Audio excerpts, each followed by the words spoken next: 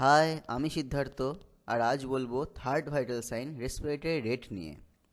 Respiratory rate নিয়ে বলার আগে রেসপিরেশন নিয়ে কিছু জানিয়ে রাখি। বইতে তোমরা সবই পড়েছো, শুধু একটু রিক্যাপিচুলেট করা। রেসপিরেশন দুই প্রকারের: এক্সটার্নাল রেসপিরেশন বা বাহ্যিক শ্বসন, আর সেলুলার রেসপিরেশন অভ্যন্তরীণ বা কোষীয় শ্বসন। এক্সটার্নাল রেসপিরেশনের মধ্যে পড়ে ইন্সপিরেশন বা প্রশ্বাস, আর এক্সপিরেশন বা নিঃশ্বাস। ইন্সপিরেশন মানে পরিবেশ থেকে অক্সিজেনযুক্ত বাতাস ফুসফুসে গ্রহণ করা, আর এক্সপিরেশন মানে ফুসফুস থেকে কার্বন ডাইঅক্সাইডযুক্ত বাতাস পরিবেশে বের করে দেয়া। ঠিক এই রকমই সেলুলার রেসপিরেশনের দুটি ভাগ আছে: অ্যারোবিক রেসপিরেশন বা সবাত শ্বসন, আর অ্যানারোবিক রেসপিরেশন বা অবাত শ্বসন। অ্যারোবিক রেসপিরেশন অক্সিজেনের উপস্থিতিতে ঘটে। এখানে গ্লুকোজ ভেঙে জল, কার্বন ডাইঅক্সাইড এবং প্রচুর পরিমাণে এটিপি তৈরি করে। মানুষ এবং উন্নত প্রাণীদের শরীরে এই ধরনের রেসপিরেশনই প্রধান। আর অ্যানারোবিক রেসপিরেশন অক্সিজেন ছাড়াই ঘটে। সাধারণত ইস্ট বা ব্যাকটেরিয়ার মধ্যে এটি দেখা যায়।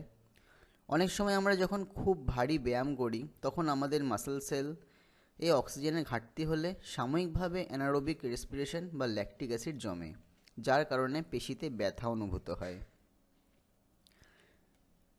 একটি গুরুত্বপূর্ণ তথ্য মনে রেখো, আমরা অনেকেই মনে করি শ্বাস নেয়া, ব্রিদিং, আর শ্বসন বা রেসপিরেশন একই জিনিস, কিন্তু আসলে তা নয়। শ্বাস নেওয়া হলো কেবল বাতাস ভেতরে নেওয়া আর বের করা, যেটা হলো ভৌত প্রক্রিয়া। আর শ্বসন হলো সেই বাতাস ব্যবহার করে কোষের ভেতর শক্তি তৈরি করা, এটা হলো রাসায়নিক প্রক্রিয়া। এবার বলি রেসপিরেশনে কোন কোন অর্গ্যান অংশগ্রহণ করে। নস্ট্রিল ও ন্যাজোফ্যারিংস, নাসারন্ধ্র বা নাসাপথ, যেটা বাতাস শরীরের ভেতরে ঢোকার রাস্তা। তারপর ট্র্যাকিয়া বা শ্বাসনালী, বাতাসকে ফুসফুসে নিয়ে যায়। তারপর লাংস বা ফুসফুস, এটা হলো প্রধান রেসপিরেটরি অর্গ্যান, যেখানে অ্যালভিওলাই বা বায়ুথলির মাধ্যমে রক্তে অক্সিজেন মেশে এবং রক্ত থেকে কার্বন ডাইঅক্সাইড বাতাসে ফিরে আসে। 4 নম্বর ডায়াফ্রাম বা মধ্যচ্ছদা, বুক ও পেটের মাঝখানে এই মোটা পেশিটি ওঠানামা করে, আমাদের শ্বাস নিতে সাহায্য করে। রেসপিরেটরি সিস্টেম বা শ্বসনতন্ত্র নিয়ে যখন বলবো তখন এসব নিয়ে আরও বিস্তারিত আলোচনা করব। আজ আবার ফিরে আসি টপিকে, রেসপিরেটরি রেট।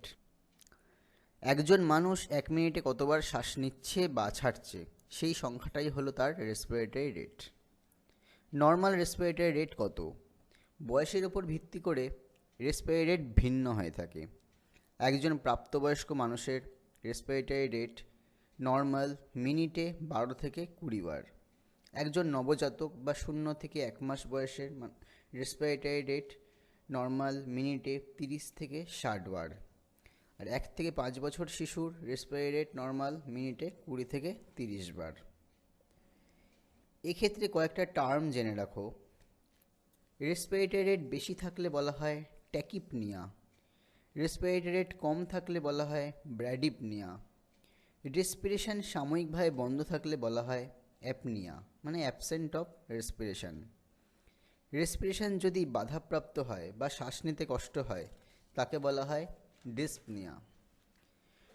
রেসপিরেশন যদি গভীর এবং দ্রুত হয়, যেমন ভারী ব্যায়াম বা কঠোর পরিশ্রমের পর শরীরে অক্সিজেনের চাহিদা মেটাবার জন্য নেওয়া হয়, তাকে বলা হয় হাইপার অ্যাপনিয়া। রেসপিরেশন যদি প্রয়োজনের তুলনায় বেশি নেওয়া হয় বা ছোট ছোট রেসপিরেশন হয়, তাকে বলা হয় হাইপার ভেন্টিলেশন। পজিশন চেঞ্জ করার ফলে যদি শ্বাসকষ্ট হয় তাকে বলা হয় অর্থোপনিয়া। যেমন ধরো শুয়ে আছে, তার শ্বাসকষ্ট হচ্ছে, বসার পর সে শ্বাসকষ্টটা একটু কমে গেল, এই ধরনের শ্বাসকষ্টকে বলা হয় অর্থোপনিয়া। রেসপিরেটরি রেট কীভাবে মাপবে? এটি খুবই সহজ একটি প্রক্রিয়া, তোমরা হয়তো সবাই মেপেছ, তাও এই ছোট্ট টিপসগুলো খেয়াল রেখো। 1 নম্বর, রুগীকে শুয়ে দাও, রেস্ট নিতে বলো। 2 নম্বর, তুমি তার শ্বসন হার মাপবে সেটা তাকে জানিও না, তাহলে সে সচেতনভাবে শ্বাস নেবে আর তুমি তাতে ভুল রিডিং পাবে। 3 নম্বর, বুকে বা পেটে হাত রাখো, ওঠা বা নামা যে কোনো একটা কাউন্ট করো, কারণ শ্বাস নেওয়া আর ছাড়া এই দুটো নিয়ে একটি কমপ্লিট রেসপিরেশন। ঘড়ি ধরে পুরো 1 মিনিট গুনে যেটা পাবে সেটাই রেসপিরেটরি রেট।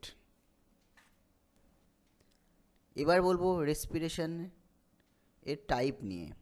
সাধারণত একজন সুস্থ প্রাপ্তবয়স্ক মানুষের রেসপিরেশনের সময় আগে চেস্ট এক্সপ্যান্ড হয় বা বুক ফুলে ওঠে, তারপর পেট ফুলে ওঠে। একে বলা হয় থোরাকো অ্যাবডোমিনাল রেসপিরেশন। আর যখন এর বিপরীত হয়, মানে পেট আগে ফুলছে তারপর বুক, একে বলে অ্যাবডোমিনোথোরাসিক টাইপ রেসপিরেশন। এটা বলার কারণ হলো, যখন দেখবে অ্যাবডোমিনোথোরাসিক টাইপ রেসপিরেশন হচ্ছে কোনো রোগীর, তাহলে বুঝবে তার রেসপিরেটরি কোনো প্রবলেম হচ্ছে। তখন তার রেসপিরেটরি রেট গোনো, স্যাচুরেশন দেখো, জিজ্ঞেস করো কোনো কষ্ট হচ্ছে কি না, আর ডক্টরকে জানাও।